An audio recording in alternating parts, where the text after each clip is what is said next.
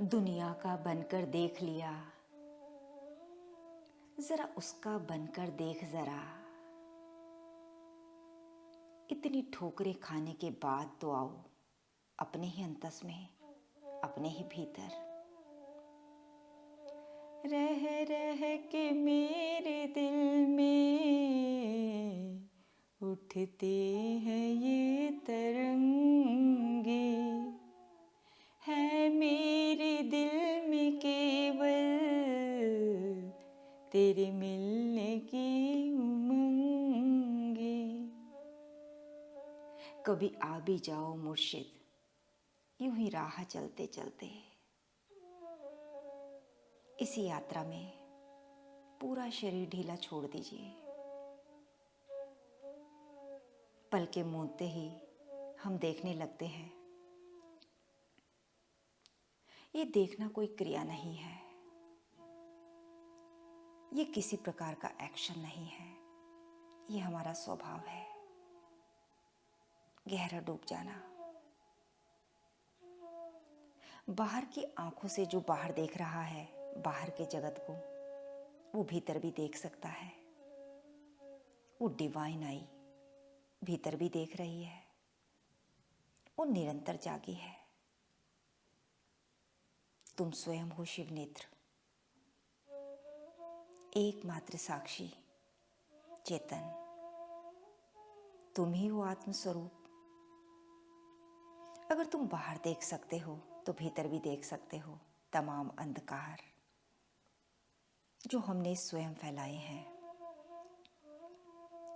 इनको देखने में थोड़ी सी हिम्मत, साहस जुटाना, ये सब बहुत जल्दी छट जाते हैं जब तुम जागते हो।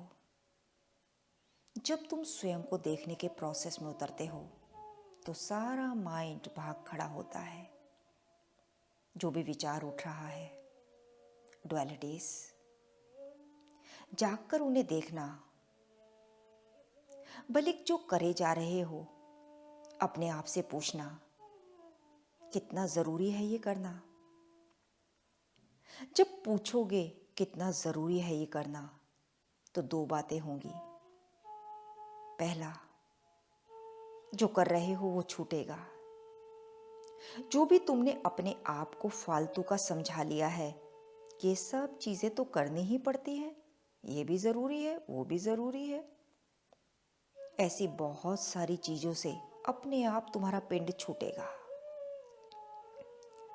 दूसरी बात, तुम्हें यह भी दिखाई देगा कि तुमने बहुत कुछ भद्दा कर लिया था। बहुत सारे काम ऐसे कर दिए हैं जो नहीं करने चाहिए थे। उनको तुम करने से बाज आओगे। लेकिन हर स्थिति में एक बात पक्की है, तुम और ज्यादा बहुत कुछ नहीं करोगे। यथासंभव भूल सुधार में भी लग जाओगे।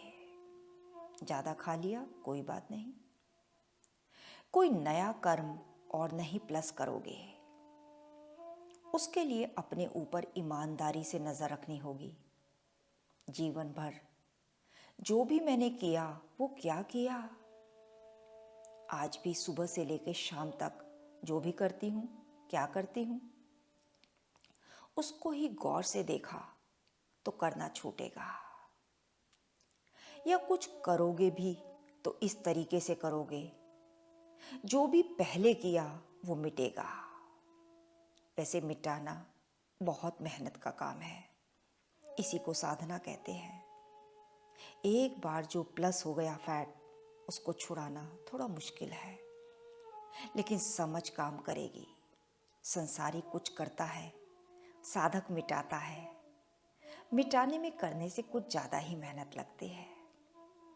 कुछ भी करने का बहुत ज़्यादा शौक हो तो साधना करो, हरि नमो नमः, हरि नमो नमः, और मिटाओ तमाम अंधकार को। भीतर देखना, कितने ज़्यादा समय, कितनी भद्दी अश्लील बातें लिख डाली हैं जिंदगी की किताब में। हाँ या नहीं, जो भी व्यर्थ की बातें, सामान, सम्मान, जो होना ही नहीं चाहिए था, सब लिख डाला। और अभी भी जान बहुत बाकी है। कुछ करने के लिए हम बेताब हैं। क्या करना है? मिटाना है या खाली करना है या और प्लस करना है? बस साधना के माध्यम से मिटते चलो तो मिल गया ना काम। हमें लगता था कि अध्यात्म में यदि अकर्ता हो गए तो कितना बोर हो जाएंगे, कुछ करने को ही नहीं है। कैसा ख्याल है भीतर? तो करो ना, जम के करो साधना। साधना मीन्स मिटाना। मिटाओ अहम को, बस तुम विदा हो जाओ। लेकिन ये बात जल्दी से समझ नहीं आती। हमारी कुछ न कुछ करने से आसक्ति बनी ही रहती है। तुम पहले कर्म करते थे, अब साधना करो। कुछ तो तुम करोगे, करे बिना तुम्हें चैन नहीं मिलेगा। हमें हर पिछली कहानी के बाद नई कहानी चाहिए, इसी को नशा कहते हैं। कहानी हटेगी तभी तो हकीकत से सामना होगा। कहानी यानी क्या? जो मिथ्या है, जो तुम्हारे किसी काम का नहीं है, फिर अगली कहानी क्यों चाहिए? कुछ और कहानी से बेहतर। लेकिन कहानियां हमें कुछ बना नहीं सकते, क्योंकि हकीकत से, अंत से हमारा कोई वास्ता नहीं। तुम कहानी ही तो हो जो मिटा रहे हो।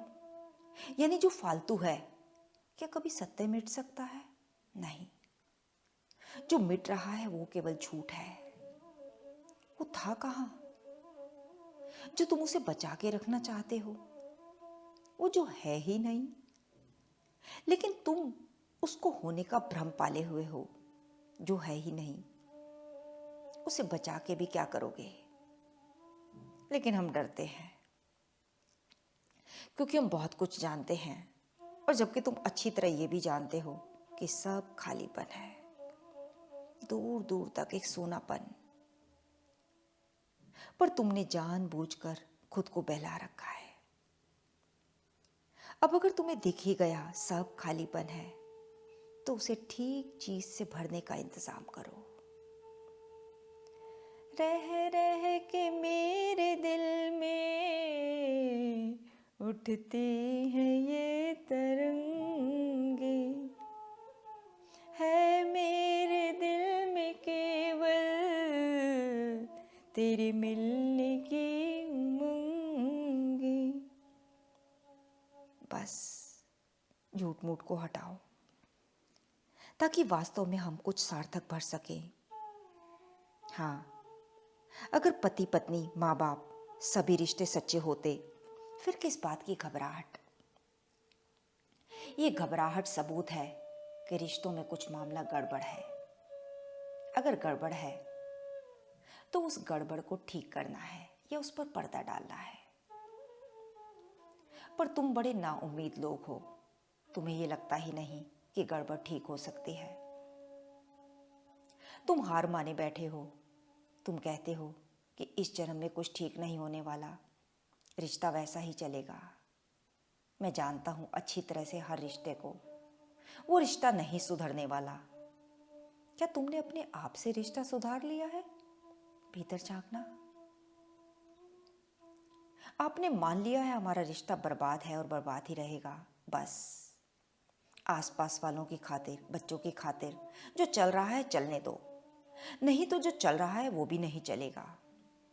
तुम बिल्कुल नाउम्मीद हो। तुम्हें लगता है अब कुछ भी ठीक हो ही नहीं सकता। तो जब कुछ भी चल रहा है, तुम उसे यथावत वैसा ही चलने देना चाहते हो। तुम कहते हो कम से कम चल तो रहा है, नहीं तो सीधा विस्फोट होगा। इस विस्फोट से बचने के लिए हम भगवत गीता का अभ्यास कर रहे हैं। भगवान कृष्ण कह रहे हैं कि जो मेरे इस परम ऐश्वर्य को, इस विभूति को, इस योग शक्ति को तत्व से जानते हैं। पहली बात ये समझनी है कि भगवान कह रहे हैं कि परम ऐश्वर्य मैं हूं, जिसमें जो भी मुख्य है वह उसका परम ऐश्वर्य है। फॉर एग्जाम्पल, पेड़ में तना भी है, डालियां भी हैं, कांटे भी हैं, पत्ते भी हैं, सब उसी के हैं। लेकिन फूल से उसकी ओर जाना आसान है। जैसे भगवान से संपर्क साधने के लिए तुम फूलों का उपयोग करते हो, क्योंकि फूल विभूति है और इस विभूति में उसका ऐश्वर्य है, उसकी सुगंध। तो भगवान कह रहे हैं, मुझे पहले भूति से पकड़ना, फिर विभूति से पकड़ना। अगर विभूति से ना मिला तो मुझे मेरे परम ऐश्वर्य से पकड़ना। बात जरा गहरी है, ध्यान से समझना होगा। जैसे बहुत सारे इंस्ट्रूमेंट्स होते हैं, लेकिन हारमोनियम और तबले को विभूति माना जाता है, कुछ खास जिनसे सुर निकलता है। लेकिन उसमें से जो संगीत निकलता है वह परम ऐश्वर्य है मेरा। ये जो ऐश्वर्य प्रकट होता है तो मैं तेरी तरफ दौड़ता हूँ। जबकि मनुष्य इतना अहंकारी हो गया है कि उसे लगता है कि मैं ईश्वर की ओर दौड़ रहा हूं। लेकिन मेरी योग शक्ति क्या है कि तू अपना पुरुषार्थ कर ले, फिर दीपक बनकर, सुगंध बनकर, संगीत बनकर मैं जो अपनी ओर से यात्रा प्रारंभ करता हूं वो मेरी योग शक्ति है।